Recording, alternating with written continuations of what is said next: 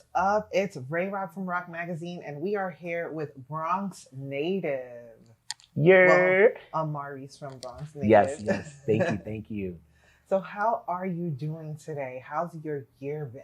In my year, holy, that's that's the first question. Yes. I love it. First of all, thank you so much for coming to the Bronx Native shop, for interviewing me and for showcasing our shop and what we're doing here is definitely a vibe. Yeah. My year. So my year, it's been a roller coaster of a year, you know, like every year, ups and downs, good times, bad times, but in the end of the day, is the journey, you know, and I always say the journey is a reward. This year has been pretty interesting, you know, especially coming out of a pandemic and kind of living in this kind of post-pandemic world now and seeing the after effects of that. Me as a business owner, as a creative, as an entrepreneur, I see it, you know, through all these eyes, through all these layers, and it's been a little rocky, honestly, you know, when it comes to the shop and just maintaining what we've been doing, but we're not stopping, you know. We have done amazing things this year. Released a documentary called Change the Narrative, which follows our mission and how we are changing the narrative in our communities. We've done great things with our print shop, with our studio, Tag Up Studios, which actually is only about a year and a half old.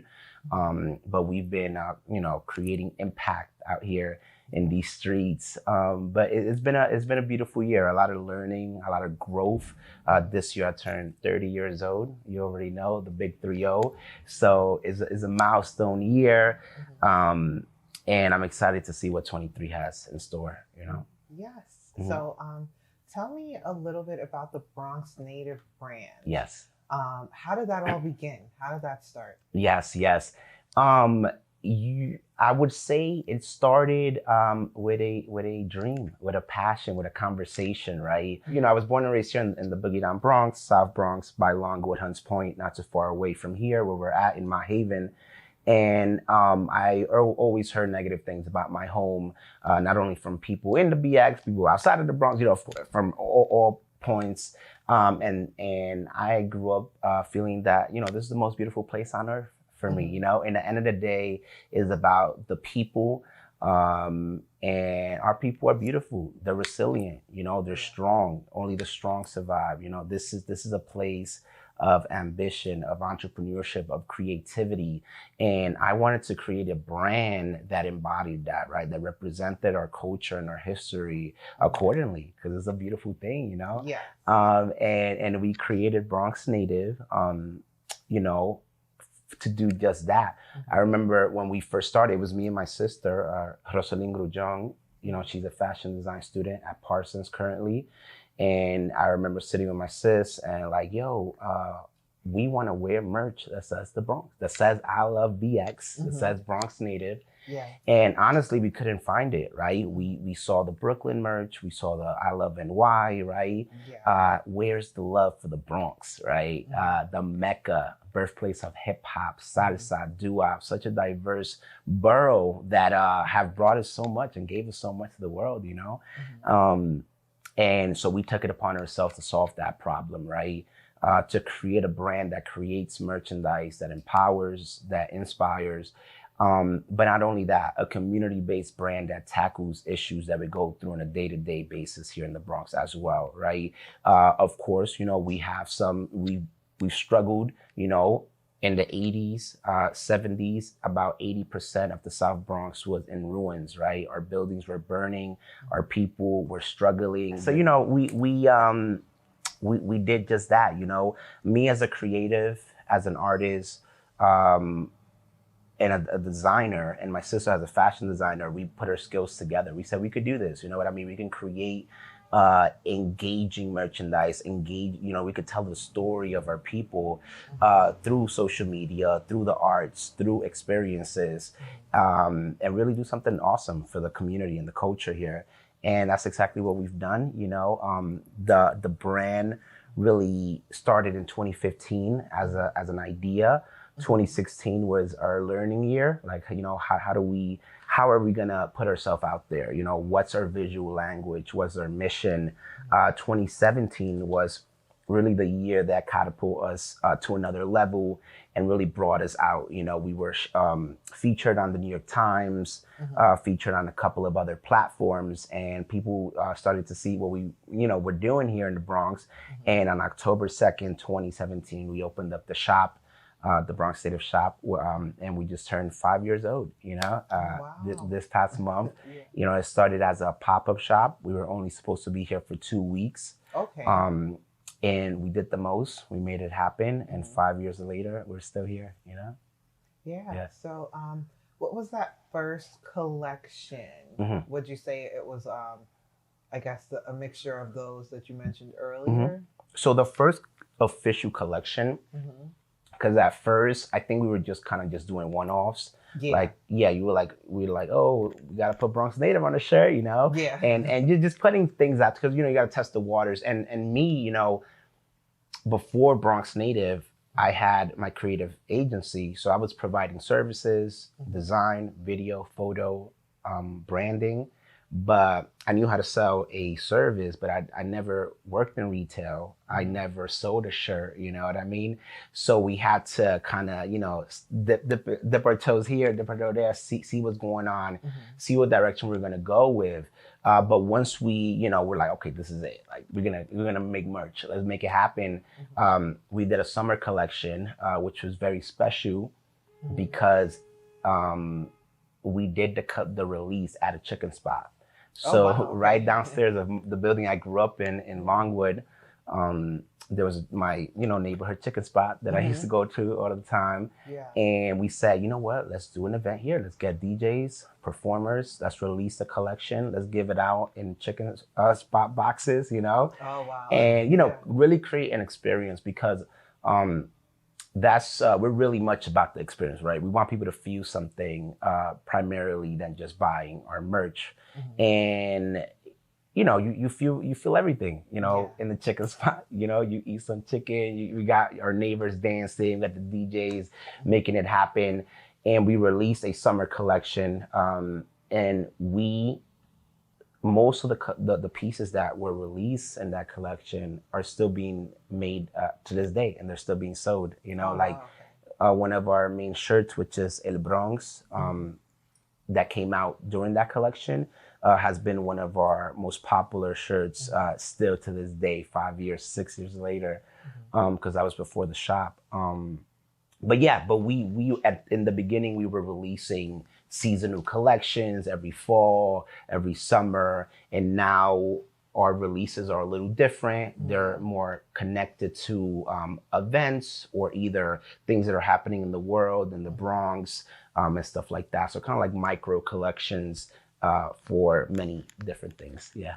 Yeah. So also, you mentioned that you had a branding agency where you focused on like video and things like that. And you also have a studio. Yeah. So how did the studio, Tag Up Studios, how did that come about? Yes. It was an amazing story. It's an amazing story.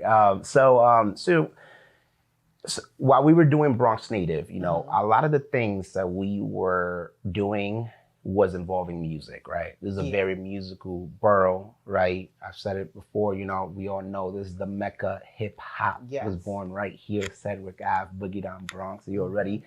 And also salsa, right? La Fania, you know, all of that, doo-wop. So a lot of our events involved, you know, having local talent come by, performing, right? We were doing weekly open mics for all the artists, right? Spoken word artists, rappers, singers. And we were just organically like, oh, we're doing this now for salsa. Oh, we're doing an event about, you know, healing through hip hop. You know, how do we heal trauma through hip hop, which is poetry, which is our people talking about the struggle and you know, and how do we just tap in to another level? So, you know, it got us thinking like, you know, we should do something involving music. You know, we already into this field in a way, right? We're working with artists. Yeah. We got artists doing releases in the shop, right? Doing music videos here. We, merch. It's just like it just hand in hand. And in the beginning it was a little rocky because I don't necessarily come from the music industry. So, I'm like, how do, I got to get the right team in order to make it happen. And that's not always easy. I always say for all entrepreneurs out there, one of the toughest things is to find the right team, somebody who understands the vision, somebody who compliments you and who's going to win, So, we had a couple of iterations before, like we had Bronx Native Records, we had this, we had that. And then I met my partner for Tag Up Studios, which his name is DJ Wawa, which is a local person from here, from the neighborhood. He's a DJ, and I just started connecting with him. He started DJing some of my events. We started connecting, and we just started talking, and I asked him, like, what's your end goal, man? What are you trying to do, And we kind of just sparked that conversation, and the pieces came together. And during the pandemic, an opportunity arose, and we said, let's do it. Let's open up the studio. Let's keep doing what we've been doing, but now in a larger scale. And it's been going amazing. We have in-house producers, in-house engineers. We're working with talent. We are in a way becoming a label soon. So, that's up and coming. But we don't like to say we're a label. We say we're a tag. You know what I mean? Because our name is Tag Up, but what is a tag? A label. Yeah. You know what I mean? So it's just like, we're trying to reimagine, I guess, what a modern day a label of like in a community label and what we're doing. How does that look like? And it's a fun ride. But we have a studio on 381 Canal Place. We have 2 spaces there. One which is dedicated more for the booths and recording artists when they want to like have sessions and stuff. And then the second space is more of a production space / event space. So we have backdrops, lights, professional audio, and you guys would check it out. It's fire. Yeah.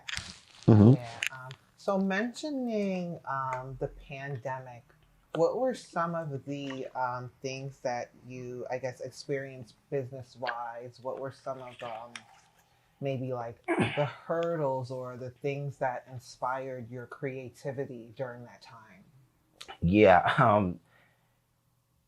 There was a lot of things going on during the pandemic, and it really took us to the limit. Like we were on the edge, We had a second shop in Hunts Point called the Bronx Native Market. And, unfortunately, indefinitely, we had to close it after the pandemic. And we were about to lose this shop too.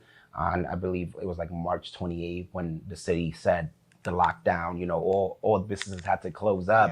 Yeah. And I remember closing the door, closing the gates, and just looking at the shop and being like, we don't know.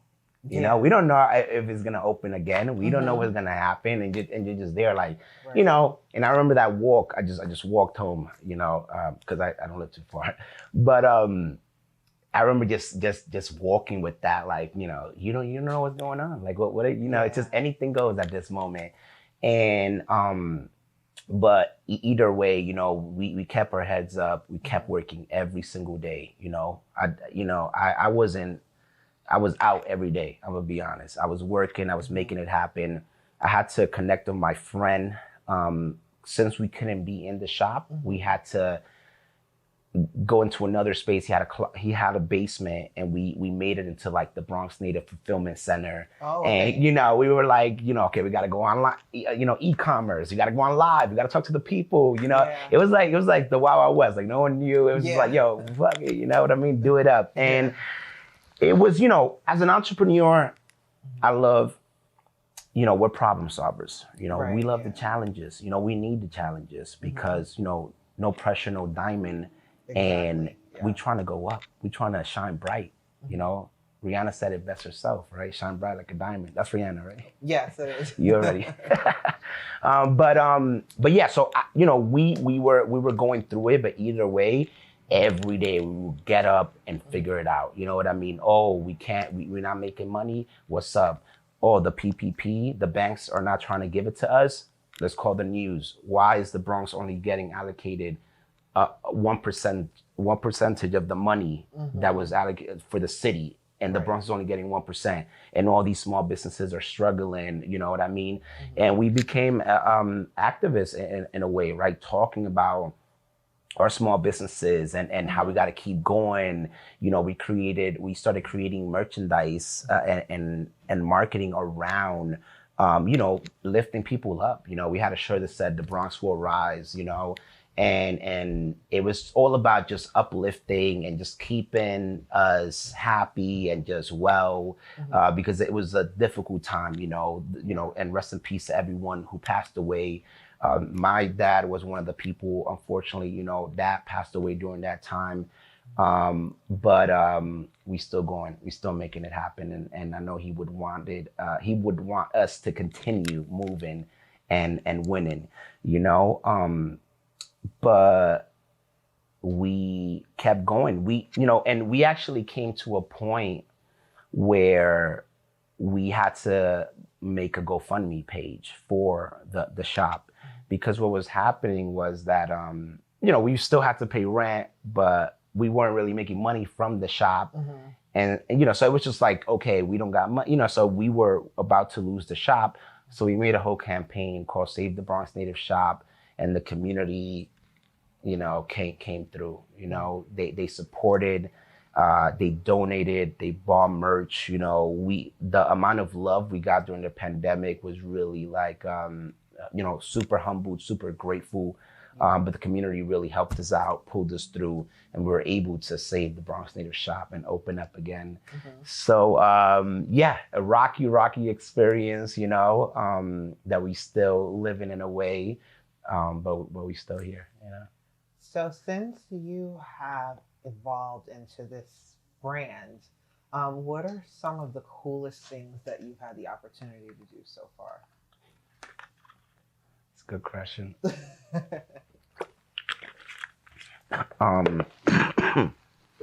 Some of the coolest things, honestly, you know, being an ambassador and to represent the people. You know, I walk down the street and people were like, man, keep doing what you're doing. Keep going out there, showing what the Bronx is about. You know, and those moments are really those full circle moments where you're like, you know, sometimes I'm sad or not motivated, you know, we're human beings. And those ones like, yo, this is what we're doing it. You know, it's in a way bigger than me, you know, it's bigger than individuals. It is about a people. Right. It's about culture. It's about love. It's about us. And that's what really we're trying to promote here, right? We're trying to create social impact, social change. We're trying to empower, inspire. We're trying to change people's ideologies, right? We want people to step outside of the box. We want people to win. We want people to succeed. But not only, you know, start by having the ideology that you could succeed, that you can win, that you can make it happen, and then do it. So I think that's awesome, you know, to be that representation and to do something that wasn't there before. And now we are creating this platform that is inclusive, that is expressive, and is for everybody.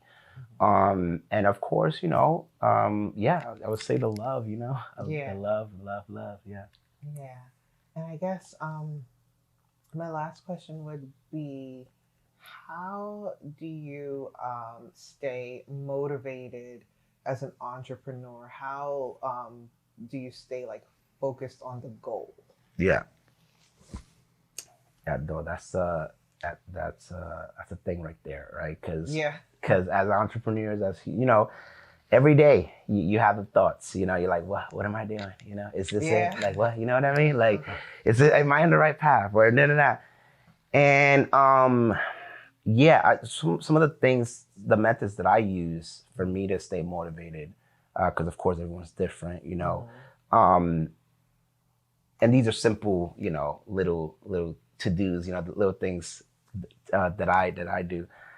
you know, having conversations with like-minded individuals, right? Yeah. A lot of the times we're around circles that it's like they're talking about some other stuff, you know? Yeah. They talking about boom, boom, boom, and you're like, you don't even want to talk, but you're soaking all of that in. You're soaking all of that in, and you're like, what am I? This is literally exhausting me, and I'm just by being here. You know what I mean? Yeah. Be in the right circles. You know, you like to talk about money. You like to talk about games. You like to go to that circle. Go to the people that you have fun with, that you're gonna get inspired by. Right? I want to be in a room with entrepreneurs and just have conversations. How was your day? One of my favorite questions to ask entrepreneurs is, what's your routine? You know what I mean? Something that, you know, maybe a lot of people don't. What's your routine? Because everyone will tell you, oh, I wake up at, what's going on? I wake up at 5 a.m. I do this. And, you know, and then you take a little nut. Oh, I'm going to try that. Oh, I drink tea. I meditate a little bit. And that helps me. I'm like, oh, shit, maybe I should meditate a little bit, you know? Yeah. So, you know, be around like-minded individuals. I agree with that. Number two, you know, this one is easy, you know. You look at the mirror and you look at yourself and you talk to yourself. You are beautiful.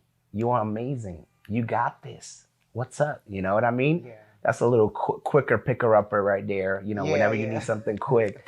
And also, of course, you know, do what you love always, because I think that foundationally, if you're ultimately doing what you love, you're going to keep doing it, you know, even though, you know, things get diluted, you know, because I mean, I love what I'm doing, but sometimes I'm like, damn, I got to do my paperwork. I got to do proposals. I got to do, you know, things that may be a little bit different from my creative side, you know, which is fine because, you know, I'm an entrepreneur. I got businesses and stuff. But if you're ultimately doing what you love, like, yo, this is for my business, I'm going to do it. You know, I'm going to make it happen, and I'm going to be motivated to do it. And just smile, you know what I mean? That's another easy one right there. You know, a lot of the times we go out there, we just, you know, mean mugging, just, you know, just smile a little bit, you know, laugh, and those little things help, you know? Yeah. So, yeah. Yeah. Oh, and I forgot. So, what do you have coming up? Yes. December. Yes, December. So we're actually going to be doing a public screening for our film, Change the Narrative, in December. We are going to do our annual toy drive. Okay. And we are also working on creating kind of like a holiday market with a lot of our local small businesses and entrepreneurs, and maybe making something for the holiday season where people can come through, check out all the vendors, support, love, you know, because I know all of my entrepreneurs out there are feeling it right now, but we got this. We're going to keep going. You already? Yeah. Okay, so I think that's it. Let's do it. Thanks. Okay. Let's get it.